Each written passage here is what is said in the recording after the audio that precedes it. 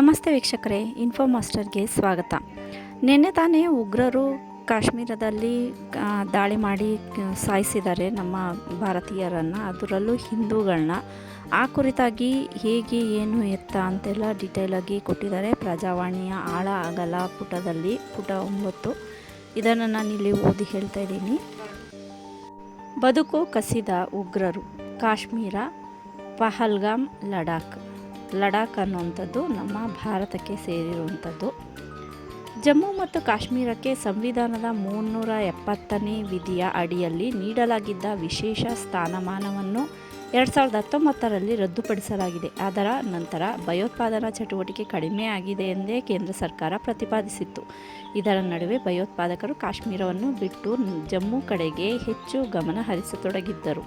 ಆದರೆ ಈಗ ಪಹಲ್ಗಾಮ್ನಲ್ಲಿ ನಡೆದಿರುವ ದಾಳಿ ಕಾಶ್ಮೀರದ ಪ್ರವಾಸೋದ್ಯಮ, ಉದ್ಯಮ ವಲಯಗಳು ಮತ್ತು ಜನರ ಜೀವನದ ಮೇಲೆ ಗಂಭೀರ ಪರಿಣಾಮ ಬೀರಬಹುದು. ಜಮ್ಮು ಮತ್ತು ಕಾಶ್ಮೀರದಲ್ಲಿ 6 ದಶಕಗಳಿಂದ ಭಯೋತ್ಪಾದನಾ ಚಟುವಟಿಕೆಗಳು ನಡೆಯುತ್ತಿವೆ. ಈ ಪೈಕಿ ಹೆಚ್ಚು ದಾಳಿಗಳು ನಡೆದದ್ದು, ಸಾವು ನೋವು ಸಂಭವಿಸಿದ್ದು ಕಾಶ್ಮೀರದಲ್ಲಿ. ಆದರೆ 2019ರಲ್ಲಿ ಜಮ್ಮು ಕಾಶ್ಮೀರದ ವಿಶೇಷ ಸ್ಥಾನಮಾನ ರದ್ದಾದ ನಂತರ ಕೇಂದ್ರಾಡಳಿತ ಪ್ರದೇಶವಾದ ಕಣಿವೆ ಪ್ರದೇಶದಲ್ಲಿ ಉಗ್ರರ ಉಪಟಳ ಕಡಿಮೆಯಾಗಿ ಸಹಜ ಸ್ಥಿತಿ ಮರುಕಳಿಸುತ್ತಿದೆ ಎಂಬಂತೆ ಭಾಸವಾಗಿತ್ತು. ಅದಕ್ಕೆ ಪೂರಕವೆಂಬಂತೆ ಅಲ್ಲಿ ಆರ್ಥಿಕ, ಪ್ರವಾಸೋದ್ಯಮ ಚಟುವಟಿಕೆಗಳು ಗರಿಗೆದರಿದ್ದವು. ಆದರೆ ವಿಶೇಷ ಸ್ಥಾನಮಾನ ರದ್ದಾದ ಬಳಿಕ ಭಯೋತ್ಪಾದಕರು ತಮ್ಮ ಕಾರ್ಯತಂತ್ರ ಬದಲಿಸಿದ್ದರು. ಕಾಶ್ಮೀರವನ್ನು ಬಿಟ್ಟು ಜಮ್ಮುವಿನಲ್ಲಿ ದಾಳಿಗಳನ್ನು ನಡೆಸತೊಡಗಿದರು. 2021ರಿಂದ ಜುಲೈ 24ರವರೆಗೆ ಜಮ್ಮುವಿನ ವಿವಿಧ ಭಾಗಗಳಲ್ಲಿ 33 ಉಗ್ರ ದಾಳಿಗಳು ನಡೆದಿದ್ದವು. 2024ರ ಮಧ್ಯಭಾಗದವರೆಗೆ ಜಮ್ಮುವಿನಲ್ಲಿ 8 ದಾಳಿಗಳು ನಡೆದು 11 ಮಂದಿ ಸಾವಿಗೀಡಾಗಿದ್ದರು. ವರ್ಷದ ಮೊದಲ 6 ತಿಂಗಳಲ್ಲಿ ನಡೆದ ದಾಳಿಗಳಿಂದ 12 ಮಂದಿ ನಾಗರಿಕರು ಪ್ರಾಣ ಕಳೆದುಕೊಂಡಿದ್ದರು. ಜಮ್ಮು ಮತ್ತು ಕಾಶ್ಮೀರದಲ್ಲಿದ್ದ ಕೆಲವು ಸೈನಿಕರನ್ನು ಚೀನಾದ ಗಡಿಗೆ ಕಳಿಸಿದ್ದು ಕೂಡ ಇಲ್ಲಿ ಉಗ್ರ ಚಟುವಟಿಕೆಗಳ ಹೆಚ್ಚಳಕ್ಕೆ ಕಾರಣ ಎನ್ನಲಾಗಿತ್ತು.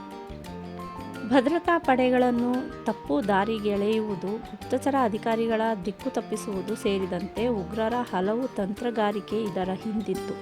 ಕಾಶ್ಮೀರಕ್ಕೆ ಹೋಲಿಸಿದರೆ ಜಮ್ಮುವಿನಲ್ಲಿ ಕಡಿಮೆ ಸೇನಾ ನಿಯೋಜನೆ ಇದ್ದದ್ದು ಇದು ಕೂಡ ಅಲ್ಲಿ ಉಗ್ರ ಚಟುವಟಿಕೆಗಳು ಹೆಚ್ಚಾಗಲು ಕಾರಣವಾಗಿತ್ತು. ಆದರೆ ಈಗ ಕಾಶ್ಮೀರದ ಅನಂತನಾಗ್ ಜಿಲ್ಲೆಯಲ್ಲಿ ಪಹಲ್ಗಾಮ್ನಲ್ಲಿ ನಡೆದಿರುವ ಭೀಕರ ದಾಳಿಯು ಉಗ್ರರು ಮತ್ತೆ ಕಾಶ್ಮೀರದತ್ತ ದೃಷ್ಟಿ ನೆಟ್ಟಿರಬಹುದೇ ಎನ್ನುವ ಅನುಮಾನ ಮೂಡಿಸುತ್ತಿದೆ. ಪಹಲ್ಗಾಮ್ ದಾಳಿಗೂ ಪಾಕಿಸ್ತಾನಕ್ಕೂ ಇರಬಹುದಾದ ಸಂಬಂಧದ ಬಗ್ಗೆ ಚರ್ಚೆಗಳೂ ನಡೆಯುತ್ತಿವೆ. ಕಳೆದ ವಾರ ಏಪ್ರಿಲ್ 17ರಂದು ಪಾಕಿಸ್ತಾನದ ಸೇನಾ ಮುಖ್ಯಸ್ಥ ಆಸಿಮ್ ಮುನೀರ್ ದ್ವಿರಾಷ್ಟ್ರ ಸಿದ್ಧಾಂತದ ಬಗ್ಗೆ ಮಾತನಾಡುತ್ತಾ ಹಿಂದೂ ಹಾಗೂ ಮುಸ್ಲಿಂ ಧರ್ಮಗಳು ಹೇಗೆ ಭಿನ್ನ ಎಂದು ವಿವರಿಸಿದ್ದರು. ಕಾಶ್ಮೀರ ಎಂದೆಂದಿಗೂ ಪಾಕಿಸ್ತಾನದ ಕಂಠನಾಳ ಎಂದಿದ್ದರು. ಅವರ ಈ ಮಾತುಗಳಿಗೂ ಪಹಲ್ಗಾಮ್ ದಾಳಿಗೂ ನಂಟು ಇದೆ ಎನ್ನಲಾಗುತ್ತಿದೆ. ಪಾಕಿಸ್ತಾನವು ಆಂತರಿಕ ಸಂಘರ್ಷ ಮತ್ತು ಆರ್ಥಿಕ ಕುಸಿತದಂತಹ ತೀವ್ರ ಸಮಸ್ಯೆಗಳನ್ನು ಎದುರಿಸುತ್ತಿದೆ. ಅಲ್ಲಿನ ಜನರ ವಿಶ್ವಾಸ ಗಳಿಸುವ ಸಲುವಾಗಿ ಸೇನೆ ಮತ್ತು ರಾಜಕಾರಣಿಗಳು ಕಾಶ್ಮೀರ ವಿವಾದವನ್ನು ಜೀವಂತವಾಗಿಡಲು ಬಯಸುತ್ತಿದ್ದು, ಅದರ ಭಾಗವಾಗಿಯೇ ಕಾಶ್ಮೀರದಲ್ಲಿ ಉಗ್ರ ಚಟುವಟಿಕೆಗಳನ್ನು ಪ್ರೋತ್ಸಾಹಿಸುತ್ತಿದ್ದಾರೆ ಎನ್ನಲಾಗಿದೆ.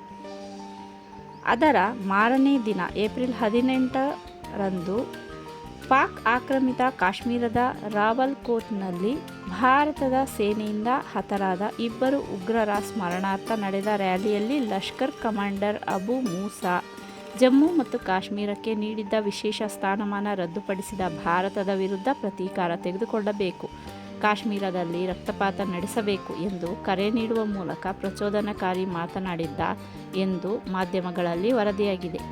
ಇಂಥ ಮಾತುಗಳೇ ಪಹಲ್ಗಾಮ್ ದಾಳಿಗೆ ಪ್ರೇರಣೆಯಾಗಿರಬಹುದು ಎನ್ನಲಾಗುತ್ತಿದೆ. TRF ಎಂದರೆ ಏನು ಅಂತ ತಿಳ್ಕೊಳ್ಳೋಣ. ಲಷ್ಕರ್ ಎ ತೊಯ್ಬಾ ಉಗ್ರ ಸಂಘಟನೆಗೆ ನಿಷ್ಠವಾಗಿರುವ the resistance front TRF Pahalgam ದಾಳಿಯ ಹೊಣೆ ಹೊತ್ತುಕೊಂಡಿದೆ. ಕೇಂದ್ರವು ಜಮ್ಮು ಕಾಶ್ಮೀರಕ್ಕೆ ನೀಡಿದ್ದ ವಿಶೇಷ ಸ್ಥಾನಮಾನವನ್ನು ರದ್ದುಪಡಿಸಿದ ಕೆಲವೇ ತಿಂಗಳಲ್ಲಿ 2019ರ ಅಕ್ಟೋಬರ್ ಹುಟ್ಟಿಕೊಂಡ ಸಂಘಟನೆ ಇದು. ಸುಮಾರು 85,000 ಹೊರಗಿನವರಿಗೆ ಪ್ರಾದೇಶಿಕ ಪ್ರಮಾಣಪತ್ರ ವಿತರಿಸಲಾಗಿದ್ದು, ಅವರಿಂದ ಇಲ್ಲಿನ ಜನಸಂಖ್ಯೆಯ ಸ್ವರೂಪ ಬದಲಾಗುತ್ತಿದೆ. ಅಂತಹ ಅಕ್ರಮ ನಿವಾಸಿಗಳನ್ನು ಗುರಿಯಾಗಿಸಿಕೊಂಡು ಹಿಂಸಾಚಾರ ನಡೆಸಲಾಗುತ್ತದೆ ಎಂದು TRF ಹೇಳಿದೆ. ಭಯೋತ್ಪಾದನಾ ಕೃತ್ಯಗಳನ್ನು ನಡೆಸುವ ಈ ಸಂಘಟನೆ ನಾಗರಿಕರು ಮತ್ತು ಸೈನಿಕರ ಹತ್ಯೆ ಮಾಡುತ್ತಿದೆ. ಶಸ್ತ್ರಾಸ್ತ್ರ, ಮಾದಕ ದ್ರವ್ಯ ಸಾಗಣೆಯಲ್ಲಿಯೂ ತೊಡಗಿದೆ. ಜತೆಗೆ ಉಗ್ರ ಸಂಘಟನೆಗೆ ಯುವಕರನ್ನು ಸೆಳೆಯುತ್ತಿದೆ ಎಂದು ಕೇಂದ್ರ ಸರ್ಕಾರವು ಹೇಳಿದೆ. ಈ ಕಾರಣಕ್ಕೆ ಕೇಂದ್ರ ಗೃಹ ಇಲಾಖೆಯು ಅಕ್ರಮ ಚಟುವಟಿಕೆಗಳ ತಡೆ ಕಾಯ್ದೆ ಅನ್ವಯ 2023ರಲ್ಲಿ ಇದನ್ನು ನಿಷೇಧಿಸಿದೆ. ಪ್ರವಾಸಕ್ಕೆ ಬಂದವರು ಹೊರಗಿನವರು, ಕಾಶ್ಮೀರಿ ಪಂಡಿತರು ಸೇರಿದಂತೆ ಅಲ್ಲಿನ ಧಾರ್ಮಿಕ ಅಲ್ಪಸಂಖ್ಯಾತರೇ ಇದರ ಗುರಿ. 2021ರಲ್ಲಿ ನಡೆದಿದ್ದ ವಿಜ್ಞಾನಿ ಮಖಾನ್ ಲಾಲ್ ಪಂಡಿತ ಮತ್ತು ಶಾಲಾ ಪ್ರಾಂಶುಪಾಲರಾದ ಸುಪೀಂದರ್ ಕೌರ್ ಅವರ ಹತ್ಯೆ, 2023ರ ಅನಂತನಾಗ್ ಎನ್ಕೌಂಟರ್, ಗಂದೇರ್ಬಲ್ನಲ್ಲಿ 2024ರಲ್ಲಿ ನಡೆದಿದ್ದ ಕಟ್ಟಡ ಕಾರ್ಮಿಕರ ಹತ್ಯೆ, ರಿಯಾಸಿಯಲ್ಲಿ ನಡೆದಿದ್ದ ಪ್ರವಾಸಿಗಳ ಹತ್ಯಾ ಪ್ರಕರಣಗಳ ಹಿಂದೆ TRF ಕೈವಾಡ ಇದೆ. ಭಯೋತ್ಪಾದನೆ, ಕಾಶ್ಮೀರದ ಪ್ರತ್ಯೇಕತೆಯ ಬಗ್ಗೆ ವಿಭಿನ್ನ ಅಭಿಪ್ರಾಯ ಹೊಂದಿದ್ದ ಬಾಬರ್ ಖಾದ್ರಿ ಎನ್ನುವವರನ್ನು TRF 2020ರಲ್ಲಿ ಕೊಂದಿತ್ತು. ಬಾಡಿ ಕ್ಯಾಮೆರಾಗಳನ್ನು ಧರಿಸಿಕೊಂಡು ಸೇನಾ ಸಿಬ್ಬಂದಿಯ ಮೇಲೆ ದಾಳಿ ನಡೆಸುವುದು, ನಂತರ ಆ ದೃಶ್ಯಗಳನ್ನು ಸಾಮಾಜಿಕ ಜಾಲತಾಣಗಳ ಮೂಲಕ ಹರಡಿ ಯುವಕರನ್ನು ಸಂಘಟನೆಯತ್ತ ಸೆಳೆಯುವುದು ಇದರ ಕಾರ್ಯತಂತ್ರ. TRF ಕೇಡರ್ಗಳಿಗೆ ಪಾಕಿಸ್ತಾನದಲ್ಲಿ ತರಬೇತಿ ನೀಡಲಾಗುತ್ತಿದೆ ಎಂದು ವರದಿಯಾಗಿದೆ. 2021ರ ಆಗಸ್ಟ್ನಲ್ಲಿ ಕುಲ್ಗಾಮ್ನಲ್ಲಿ ನಡೆದ ಎನ್ಕೌಂಟರ್ನಲ್ಲಿ ಸೇನಾ ಪಡೆಗಳು TRF ಕಮಾಂಡರ್ ಅಬ್ಬಾಸ್ ಶೇಖ್ನನ್ನು ಹತ್ಯೆ ಮಾಡಿದ್ದವು. ಸಂಘಟನೆಯ ಪ್ರಮುಖ ಮುಖಂಡನಾಗಿದ್ದ ಬಾಸಿತ್ ದರ್ ಎನ್ನುವವನನ್ನು 2024ರ ಮೇನಲ್ಲಿ ಸೇನೆ ಹೊಡೆದುರುಳಿಸಿತ್ತು. ಬೈಸರನ್ ಕಣಿವೆ ಮನಮೋಹಕ. ಆದರೆ ಪಹಲ್ಗಾಮ್ನಿಂದ 6 ಕಿಲೋಮೀಟರ್ ದೂರದಲ್ಲಿರುವ ಬೈಸರನ್ ಕಣಿವೆ ಮಿನಿ ಸ್ವಿಟ್ಜರ್ಲೆಂಡ್ ಎಂದೇ ಖ್ಯಾತಿ. ಪೈನ್ ಮರಗಳಿಂದ ಆವೃತವಾದ ದಟ್ಟ ಕಾಡಿನ ಮಧ್ಯದಲ್ಲಿರುವ ಹುಲ್ಲುಗಾವಲು, ಸುತ್ತಲೂ ಕಾಣುವ ಹಿಮಾಚ್ಛಾದಿತ ಬೆಟ್ಟಗಳ ಸಾಲು ದೃಶ್ಯ ಕಾವ್ಯವನ್ನೇ ಸೃಷ್ಟಿಸುತ್ತವೆ. ತಾಣ ಮನಮೋಹಕವಾಗಿದ್ದರೂ ಅಲ್ಲಿಗೆ ನೇರ ರಸ್ತೆ ಸಂಪರ್ಕ ಇಲ್ಲ. ಕಡಿದಾದ ದಾರಿಯಲ್ಲಿ ನಡೆದು ಅಥವಾ ಕುದುರೆಯ ಮೇಲೆ ಕುಳಿತು ಸಾಗಬೇಕು. ಅಲ್ಲಿನ ಸೌಂದರ್ಯ ಸವಿಯುವ ಉದ್ದೇಶದಿಂದ ಪ್ರತಿದಿನ ಸಾವಿರಾರು ಪ್ರವಾಸಿಗರು ಎಷ್ಟೇ ಕಷ್ಟವಾದರೂ ಈ ಕಣಿವೆಗೆ ದಾಂಗುಡಿ ಇಡುತ್ತಿದ್ದರು. ಉಗ್ರರು ಅಟ್ಟಹಾಸ ಮೆರೆಯಲು ಅದೇ ತಾಣವನ್ನು ಆಯ್ಕೆ ಮಾಡಿಕೊಂಡಿದ್ದರು.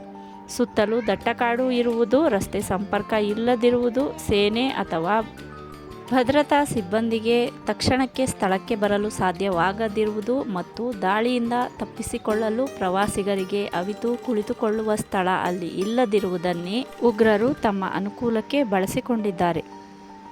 ಈ ದಾಳಿಯ ಹಿಂದೆ ಹಲವಾರು ಸಂಶಯಗಳು, ಪ್ರಶ್ನೆಗಳು ಕಾಡುತ್ತವೆ.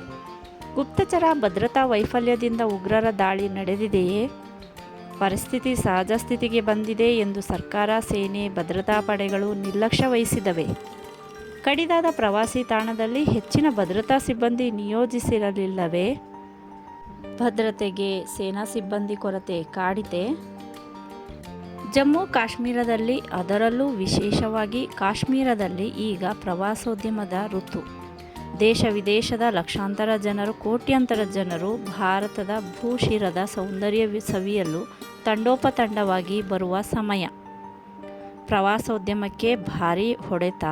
ಅಲ್ಲದೆ ಜೀವನೋಪಾಯ ಉದ್ಯಮಕ್ಕೆ ಪೆಟ್ಟು ನೀಡಿದೆ ಭಯೋತ್ಪಾದನೆ ಹಾಗೂ ಉಗ್ರರ ಅಟ್ಟಹಾಸ.